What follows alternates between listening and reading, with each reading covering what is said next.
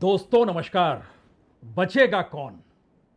कौन सा राजनीतिक दल है जो बच जाएगा? कौन सी पॉलिटिकल पार्टी है जो बच जाएगी? आखिर में एक एक करके तो सबको इस चक्रव्यूह में फंसना ही होगा। वो चाहे कितना भी बड़ा नेता हो, वो नेता अपने बूते अपने राजनीतिक दल को खड़ा कर चुका हो, उसकी पहुंच और पकड़ आम लोगों के बीच हो, वो अपने राज्य में सबसे लोकप्रिय नेता ही क्यों ना हो, लेकिन एक वक्त तो आएगा जब वह भी कहीं ना कहीं उस चक्रव्यूह में फंस ही जाएगा जिस चक्रव्यूह के दायरे में जो फार्मूला मौजूदा वक्त में चुनाव जीतने के लिए अपनाया जा चुका है, उसमें उसे फंसना ही होगा। क्योंकि यह फार्मूला गजब का है। किसी एक लोकसभा सीट के दायरे में 6 से 8 विधानसभा की सीटें आती हैं और उसमें अगर 8 आती है तो 6 पे वो शख्स जीत सकता है जिस शख्स की ताकत पहचान उस क्षेत्र में हो, उस सीट पर हो।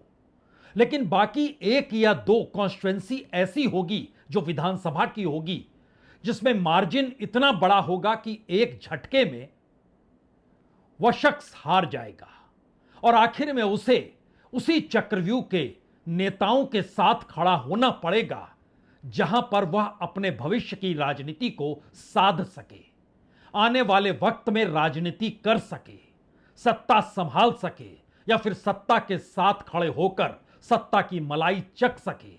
उसके दरवाजे पर ईडी और सीबीआई नहीं आए, इनकम टैक्स का कोई नोटिस नहीं पहुंचे।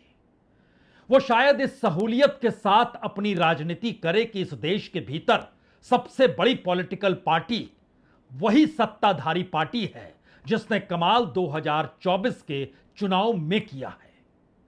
एक ऐसा चुनाव जिसकी अपनी कोई जमीन नहीं है और एक ऐसी राजनीति जिसमें अपनी बनाई जमीन पर खड़े होकर भी आप चुनाव जीत नहीं सकते हैं। इस चक्रव्यूह में आप मत फंसिए। अब सवाल इस देश के भीतर तमाम छोटे बड़े नेताओं का और छोटी बड़ी पार्टियों के भीतर हलचल पैदा हो चुकी है। वो चाहे नीतीश कुमार की जनता दल यूनाइटेड ही क्यों ना हो, वो चाहे टीडीपी की चंद्रबाबू नायडू के नेता के तौर पर पहचान क्यों ना हो, वो चाहे चिराग पासवान अपने तौर पर आने वाले वक्त में बीजेपी के साथ खड़े होकर बिहार की कमान संभालने के सपने देखने वाले क्यों ना हो, वो कोई कुशवाहा क्यों ना हो, वह एकनाथ शिंदे क्यों ना हो जिनकी बुरी गत हो चुकी है। और 2024 के चुनाव में 4 सीटों पर जीत उन्हें कैसे मिली, यह सवाल अब उस जांच के दायरे में है जिस जांच को आगे बढ़ाने की दिशा में राहुल गांधी ने ऐलान कर दिया। यह कहकर ऐलान कर दिया कि इलेक्शन कमीशन अगर नहीं देगा डॉक्यूमेंट तो भी हम जांच करेंगे। लेकिन बात इतनी सरल कुछ भी नहीं है।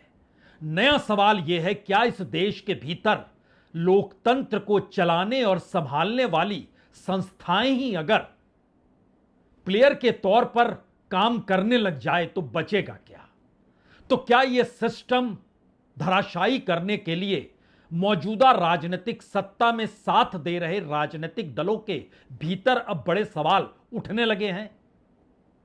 चंद्रबाबू नायडू के भीतर पहला सवाल एसआईआर को लेकर उठा था और नया सवाल अब उनकी पार्टी के भीतर जो सवाल राहुल गांधी ने जिस आधार पर खड़े किए उसमें वो अपना परीक्षण कर रहे हैं। क्योंकि टीडीपी को लोकसभा में जिन सीटों पर जीत मिली और वहां बीजेपी को जिन सीटों पर जीत मिली, उसमें बीजेपी की भी खासियत यही रही कि 3 ऐसी सीटें हैं जहां पर बीजेपी इसलिए जीत गई क्योंकि 1 और 2 कॉन्स्टिट्यूएंसी विधानसभा की ऐसी थी जहां वो विधानसभा का चुनाव हार गई, लेकिन लोकसभा चुनाव के भीतर उसने कमाल कर दिया और उन जगहों पर उसने बढ़त हासिल की और लोकसभा में बाकी जो असेंबली सेगमेंट थे वहां पर उन्हें हार मिल गई। अभी यह काम कांग्रेस पार्टी के हवाले ही करते हैं। लेकिन उससे पहले हमें लगता है एक चीज और समझ लीजिए। जयपुर ग्रामीण की सीट जिस तरीके से कल राहुल गांधी जिक्र कर रहे थे बेंगलोर सेंट्रल की सीट का, यह कहते हुए कि उसके अंदर आने वाले तमाम असेंबली सेगमेंट्स पे हर जगह कांग्रेस आगे, लेकिन महादेवपुरा में पीछे, और लाखों वोट से पीछे, और वहीं पर लाखों वोट फेक उन्होंने पकड़ लिए। एक क्षण के लिए आप देख लीजिए कि जयपुर ग्रामीण, यहां पर कोटपुतली में कांग्रेस को मिलते हैं 68,000, बीजेपी को मिलते हैं 50,000। विराटनगर में कांग्रेस को मिलते हैं 62,000, बीजेपी को मिलते हैं 59,000, 59,000। शाहपुरा में कांग्रेस को मिलते हैं 78,000, बीजेपी को मिलते हैं 52,000। आमेर में कांग्रेस को मिलते हैं 87,000, बीजेपी को मिलते हैं 82,000। जामवरामगढ़ में कांग्रेस को मिलते हैं 74,000, बीजेपी को मिलते हैं 55,000। बांसूर में कांग्रेस को मिलते हैं 66,000, बीजेपी को मिलते हैं 55,000। फुलेरा, जहां पर कांग्रेस को मिलते हैं 74,520 वोट, और फुलेरा में बीजेपी को मिलते हैं 78,221 वोट, यानी तकरीबन 3,500-4 हजार के वोट ज्यादा बीजेपी को मिलते हैं। लेकिन बाकी जगहों पर जो एवरेज आप निकालेंगे उसमें 20 से 25 हजार का अंतर होगा। तो ऐसे में एक असेंबली कॉन्स्टिट्यूंसी बसती है झोंटवाड़ा, यहां पर 89,000 वोट मिलते हैं कांग्रेस को, लेकिन दूसरी तरफ बीजेपी को मिल जाते हैं 1,70,377 वोट, और एक झटके में सब कुछ मैनेज हो जाता है, और आखिर में परिणाम आता है कि बीजेपी 1,615 वोट से जीत गई। इस देश के भीतर कितनी सीटें ऐसी हैं, यह सवाल अब इसलिए बड़ा हो चला है क्योंकि इलेक्शन कमीशन जिन बातों को नहीं मान रहा है, और इलेक्शन कमीशन का जो काम है उससे वह पांव पीछे खींच रहा है, तो शायद इस देश के भीतर अगर इलेक्शन कमीशन यह गलती कर रहा है कि वह ईडी की तर्ज पे काम करने लगे या सीबीआई की तर्ज पे काम करने लगे, तो यह चेतावनी तो चंद्रबाबू नायडू के कानों में भी आ चुकी है। उन्हें भविष्य में अपना भविष्य अंधकार दिखाई देने लगा है। जनता दल यूनाइटेड के भीतर भी सवाल है, और शायद हर उस पार्टी के भीतर सवाल है कि ऐसे में तो वो सिर्फ और सिर्फ कठपुतली के तौर पर बीजेपी के साथ खड़े नजर आएंगे। शायद इसीलिए राहुल गांधी ने आज चेतावनी देते हुए खुले तौर पर इसका ऐलान कर दिया, आप दीजिए, नहीं देंगे तो हम 10, 15, 20, 25 सीटों पर यह सब कुछ करके दिखा डालेंगे। हमें एक सीट की सच्चाई निकालने के लिए 6 महीने लगे, मगर अगर आपने हमें डेटा नहीं दिया तो हम ये काम एक नहीं 10, 15, 20, 25 सीटें में भी कर सकते हैं। पेपर कॉपियां हैं हमारे पास, आप छुपा नहीं सकते और आप छुप नहीं सकते। एक ना एक दिन आपको ऑपोजिशन का सामना करना पड़ेगा। हर ऑफिसर को और इलेक्शन कमिश्नर को यह बात अच्छी तरह समझ लेनी चाहिए। दरअसल हर छोटी बड़ी राजनीतिक दलों के भीतर यह सवाल इसलिए बड़ा है क्योंकि सबको पता है कि बीजेपी अपने तौर पर अपनी जीत की गारंटी अगर पहले से करने लगे, और जो तथ्यों के साथ बात सामने आई है उसमें चुनाव आयोग की भूमिका अगर नोटिस थमाने की हो जाए, और अगर चुनाव आयोग इस तरह की बातें करने लगे जिससे ऐसा लगे कि जिन राजनीतिक दलों को चुनाव लड़ना होता है उन राजनीतिक दलों द्वारा उठाए गए किसी भी सवाल को चुनाव आयोग अब जवाब देने की स्थिति में नहीं बल्कि नोटिस थमाने की स्थिति में है, तो एक झटके में यह बात अब बड़ी होती चली जा रही है कि दरअसल जो पूरा का पूरा कानून है चुनाव को कराने को लेकर, और संविधान में जो रिप्रेजेंटेशन एक्ट है उसकी रक्षा करने का काम तो चुनाव आयोग का है, और चुनाव आयोग इलेक्शन के समय सब कुछ होता है। यानी किसी जिले का डीएम एसपी उसको भी चुनाव आयोग ही निर्देश देता है। किसी भी राज्य में कोई भी नोटिफिकेशन कोई राजनीतिक सत्ता अगर अपने चुनाव के लाभ के लिए जारी कर रही हो तो वह नहीं कर सकती है। यानी इलेक्शन के नोटिफिकेशन के बाद असल सत्ता चुनाव आयोग की होती है, और सभी राजनीतिक दल ये मानकर चलते हैं कि चुनाव आयोग अपनी भूमिका को बाखूबी निभाएगा क्योंकि चुनाव के पीरियड में सत्ताधारी दल का भी कोई मतलब, उसकी कोई ताकत, उसका कोई महत्व होता नहीं है। लेकिन अगर चुनाव आयोग सवालों का जवाब देने के बदले नोटिस थमा दे और कानूनी कार्रवाई की धमकी देने लगे,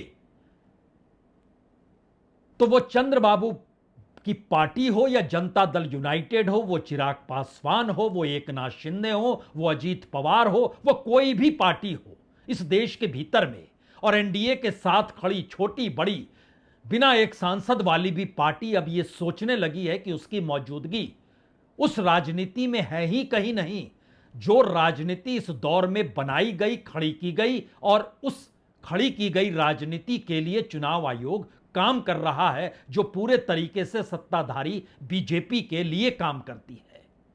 शायद यह डराने वाली स्थिति हर छोटे बड़े राजनीतिक दल के भीतर आ चुकी है। और यह सवाल इसलिए भी बड़ा हो गया क्योंकि आज जब चुनाव आयोग ने 2 घंटे के लिए तकरीबन महाराष्ट्र के, बिहार के, उत्तर प्रदेश के, कई राज्यों के जो डाटा उसकी अपनी वेबसाइट पर मौजूद थे वो गायब हो गए, और जब वो गायब हो गए तो उसके बाद बड़ा सवाल यह आया, क्या उसमें भी फेरबदल करके नई परिस्थितियों को चुनाव आयोग अब लेकर आएगा, या वो ठीक कर रहा है, या फिर इन सब से हटकर कांग्रेस ने जो कहा हमने सब कुछ डाउनलोड कर दिया है। इस देश के भीतर में ADR, association for democratic reform की जो पूरी की पूरी ऑर्गेनाइजेशन है, उसने डाउनलोड किया है, देश के कई एनजीओज ने डाउनलोड किया हुआ है। तो इलेक्शन कमीशन क्या इन सब से अब खिलवाड़ खुले तौर पर कर रहा है? क्योंकि यह पहली बार एक स्थिति है इस देश में सबसे बड़े राजनीतिक दल के बाद जो दूसरी बड़ी पार्टी है कांग्रेस, जो इस देश की सबसे पुरानी पार्टी है और जिसके नेता विपक्ष के नेता के तौर पर हैं, अगर उनको भी धमकी देने की स्थिति में चुनाव आयोग आने लग जाए और वो उस कानून का जिक्र करने लगे जो कानून उसके अपने डॉक्यूमेंट्स को लेकर है, यानी गड़बड़ी हुई है या नहीं हुई है इसको लेकर उसे सफाई देनी चाहिए, लेकिन सफाई बीजेपी के नेता दे रहे हैं और धमकी चुनाव आयोग दे रहा है, तो वो चुनाव का पूरा प्रोसेस जो एक पारदर्शिता को दिखलाता है वो एक झटके में गायब हो गया और इसको लेकर हड़कंप हर दिशा में मचने लगी है। तो क्या पूरा सिस्टम धराशायी हो चला है, जिसका जिक्र अब खुले तौर पर राहुल गांधी भी यह कहकर करने लगे हैं कि मैंने तो पार्लियामेंट में, संसद के भीतर संविधान की शपथ ली है और आप मुझसे कह रहे हैं जो डॉक्यूमेंट में रख रहा हूं उस पे आप हलफनामे के तौर पर दीजिए, जबकि वो आप ही के डॉक्यूमेंट हैं, तो आप ही इसको चेक कर लीजिए। यानी ये डराने वाली स्थिति इस देश के छत्रपों के भीतर भी आ गई है। और पहली बार कल शाम जब राहुल गांधी के निवास पर इंडिया गठबंधन के तमाम नेताओं की मौजूदगी थी, वो समाजवादी पार्टी हो, वो आरजेडी हो, वो तृणमूल कांग्रेस हो, वो डीएमके हो, वो शिवसेना हो, उद्धव ठाकरे हो, हर पार्टी के भीतर यह सवाल बड़ा था, तो आने वाले वक्त में हम तो कठपुतली हो जाएंगे अगर चुनाव आयोग भी इस दिशा में इसी तरीके से नोटिस दे, तो हमें भी कल कोई नोटिस थमा देगा। अगर हम कोई सवाल उठाएंगे तो फिर हमारा अस्तित्व, तुम्हारी राजनीति, हमारे नेता की पहचान बचेगी कैसे? इसीलिए आज खुले तौर पर यह बात सामने निकल कर आई। मुझसे इलेक्शन कमीशन एफिडेविट मांगता है, मुझसे कहता है कि मुझे ओथ लेना है, ओथ लेना है। मैंने पार्लियामेंट के सामने, पार्लियामेंट के अंदर ओथ लिया है, इस संविधान के सामने ओथ लिया है, इस पर हाथ डाल के वोट लिया है, इस पे हाथ डालकर ओथ लिया है। और आज जब हिंदुस्तान की जनता हमारे डेटा को लेकर इलेक्शन कमीशन के वेबसाइट पर सवाल पूछ रही है, तो इलेक्शन कमीशन ने अपना वेबसाइट बंद कर दिया। मध्य प्रदेश, राजस्थान, बिहार के वेबसाइट बंद कर दिए हैं, क्योंकि वो जानते हैं कि अगर हिंदुस्तान की जनता ने इसी डेटा को लेकर सवाल पूछना शुरू कर दिया तो उनका पूरा ढांचा कोलैप्स कर जाएगा। असल में यह लड़ाई राहुल गांधी और चुनाव आयोग की नहीं है, यह लड़ाई इस देश के भीतर में राजनीति करने वाले उन राजनीतिक दलों के अस्तित्व और नेताओं की अपनी राजनीति के पहचान से जाकर जुड़ गई है कि आने वाले वक्त में या तो वह बीजेपी के प्यादे हो जाएं या फिर अपनी पूरी राजनीति को वो अर्पित कर दें बीजेपी के हवाले करते हुए। और यह सवाल एनडीए के भीतर भी है। एनडीए के साथ बीजेडी नहीं खड़ी है, लेकिन कई मौकों पर वह मोदी सरकार का साथ देती है। पहली बार नवीन पटनायक की पार्टी उड़ीसा में जो हारी, उसके बाद अब उनके भीतर भी सवाल है। कंधमाल, जाजपुर, भुवनेश्वर, जगत सिंहपुरा, कटक, केंद्रपाड़ा, धनकेनाल, नवरंगपुर, भद्रक, क्योंझर, इन तमाम जगहों पर उनको लगता है कि सब कुछ उनका लूट लिया गया। यह लूट की परिस्थिति महाराष्ट्र आते आते अकोला, सतारा, रत्नागिरी, सिंधुगढ़, बुल्ढाना, यहां तक कि मुंबई नॉर्थ वेस्ट, मावेल, इन तमाम जगहों से होते हुए नागपुर तक ये जाती है। छत्तीसगढ़ के भीतर कांकेर, राजनांदगांव, सरगुजा, जांजगीर, बस्तर, इन जगहों को छूती है। बिहार में सारण, अररिया, शिवहर, इन जगहों को लेकर सवाल खड़ा कर रही है। और जो सवाल है कि क्या इन जगहों की जांच अगर जिस तरीके से बेंगलोर सेंट्रल की सीट में एक कॉन्स्टिट्यूंसी को लेकर किया गया, उसी तर्ज पर अगर हर राज्य में हो, वो मध्य प्रदेश की मुरैना, भिंड, ग्वालियर भी हो सकती है, वो तेलंगाना की महबूब नगर, मेडक, सिकंदराबाद भी हो सकती है, वो गुजरात में पाटन का इलाका भी हो सकता है, वो छत्तीसगढ़ के भीतर तो बेंगलोर सेंट्रल तक गए हैं, वो हवेरी और चित्रगुड़ा के भीतर का भी यही सवाल है।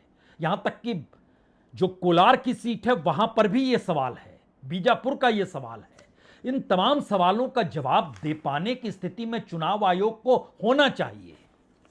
और शायद इसीलिए जिन बातों को लेकर, जिस फैक्ट्स की मांग राहुल गांधी कर रहे हैं, इलेक्शन कमीशन उसे क्यों नहीं दे रहा है।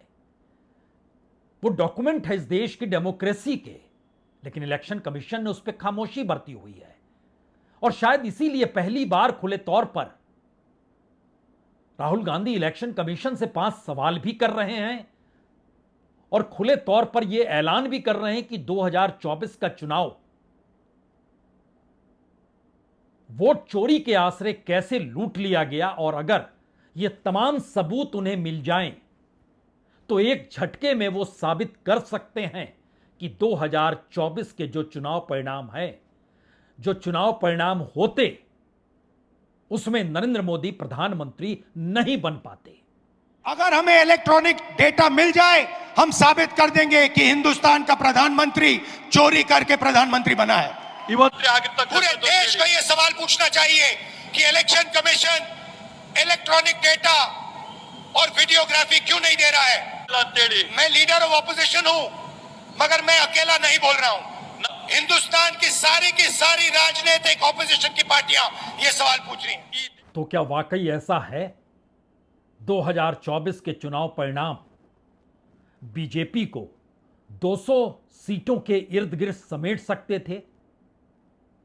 आप कह सकते हैं बेंगलोर सेंट्रल का जो पूरा का पूरा फार्मूला है, उस फार्मूले को इस देश के भीतर में राहुल गांधी जो 25 सीटों का जिक्र कर रहे हैं, और हमारी टीम ने जब उस पर काम किया तो वो 40 से ज्यादा सीटें हैं जहां पर बीजेपी को जीत मिलती है। लेकिन उस लोकसभा सीट के मातहत आने वाली 6 से 8 विधानसभा कॉन्स्टिट्यूंसी में जहां पर 6 है वहां पर 5, और जहां पर 8 कॉन्स्टिट्यूंसी है वहां पर 6 विपक्ष जीत रहा है, बीजेपी नहीं जीत रही है। लेकिन सिर्फ 1 और 2 कॉन्स्टिट्यूंसी में एक बड़ा मार्जिन निकल कर आता है जो बतलाता है कि बीजेपी ने ओवरऑल कवर कर लिया और उस लोकसभा सीट में उसने जीत हासिल कर डाली। यह स्थिति महाराष्ट्र के भीतर है, यह स्थिति छत्तीसगढ़ के भीतर है, उड़ीसा के भीतर है। यह स्थिति भारत के लोकतंत्र को लेकर इसलिए डराने वाली है क्योंकि इस देश के भीतर अगर 2014 के बाद से आप सफर करना शुरू करें तो जो मुद्दे इस देश के भीतर उछल रहे थे, उन मुद्दों के साथ सरकार के खिलाफ नीतीश कुमार भी एक वक्त खड़े थे, एक वक्त चंद्रबाबू नायडू भी खड़े थे। लेकिन फिर वही चुनाव की तिकड़म, चुनाव की जीत हार और उसी के जरिए लोकतंत्र का पैमाना तय होना और सरकार और नेता के चेहरे की चमक, सत्ता में बैठकर आ जाना, क्योंकि जीत की गारंटी तय कर ली गई। क्या वाकई ऐसी स्थिति है? क्योंकि याद कीजिए नोटबंदी में दोनों का विरोध था। याद कीजिए जीएसटी में दोनों का विरोध था, याद कीजिए कृषि कानून जो 3 लाए गए उस पर दो विरोध था, राफेल स्कैम को लेकर विरोध था, जो पीएम केयर्स फंड बना था उसको लेकर विरोध था, जो इलेक्ट्रॉल बॉन्ड्स थे उसको लेकर विरोध था, कोविड के दौर में जो इस देश के भीतर अफरा तफरी थी उसको लेकर विरोध था, डूबती इकोनॉमी के बीच कई बार नीतीश कुमार और कई बार चंद्रबाबू नायडू ने सवाल खड़े किए जब तक वो सरकार यानी बीजेपी के साथ नहीं आए थे। इस देश के भीतर ईडी, सीबीआई, आईटी को लेकर सवाल कई मौकों पर दोनों नेताओं ने खड़े किए। इस देश के भीतर में इस देश की पॉलिसी वो पाकिस्तान, चीन और अमेरिका के बीच जिस तरीके से डोल रही है, उन नीतियों को लेकर भी कई मौकों पर कई आवाजें आई हैं। इस देश में किन कॉरपोरेट्स को काम दिया जा रहा है और किन को नहीं दिया जाता है, यह आवाज तो पिछले दिनों बीजेपी के साथ रहते हुए भी चंद्रबाबू नायडू की शिकायत जब दिल्ली में इस आधार पर उन्होंने करनी शुरू कर दी कि उनके अपने मित्र कॉरपोरेटों को काम क्यों नहीं मिल रहा है, तो फिर उन्हें काम मिलने लग गया। एक अजीबोगरीब परिस्थिति के भीतर बात होते होते चुनाव आयोग तक चली गई और चुनाव आयोग ने जवाब देने के बदले इस देश के लोकतंत्र को सुरक्षित करने की जगह नोटिस और धमकी के शब्दों का जब इस्तेमाल शुरू कर दिया तो यह सवाल आखिर में वहां आकर खड़ा हो गया है कि बचेगा कौन, कौन सी पॉलिटिकल पार्टी बचेगी, कौन सा नेता बचेगा। जो बचेगा वो कठपुतली होगा, मोदी शाह की चुनावी बिसात पर प्यादे के समान होगा। तो ना नीतीश बचेंगे ना चंद्रबाबू नायडू बचेंगे। और यह संकेत कितने गहरे हैं कि शशि थरूर भी अब इलेक्शन कमीशन से सवाल करने लगे हैं कि राहुल गांधी ने इतने गंभीर सवालों को उठाया है तो आपको जवाब देना चाहिए, ना कि हलफनामा मांगना चाहिए। यह परिवर्तन यूं ही नहीं है। इस देश के भीतर बनाए गए उस सिस्टम में जो न्यू नॉर्मल के तौर पर इस देश के लोकतंत्र को हड़पने को तैयार है, सचेत हर कोई होने लगा है। सवाल सिर्फ निर्णय लेने की है। क्या कदम उस दिशा में बढ़ जाएंगे? इंतजार कीजिए, अभी तो शुरुआत है। बहुत बहुत शुक्रिया, बहुत बहुत शुक्रिया।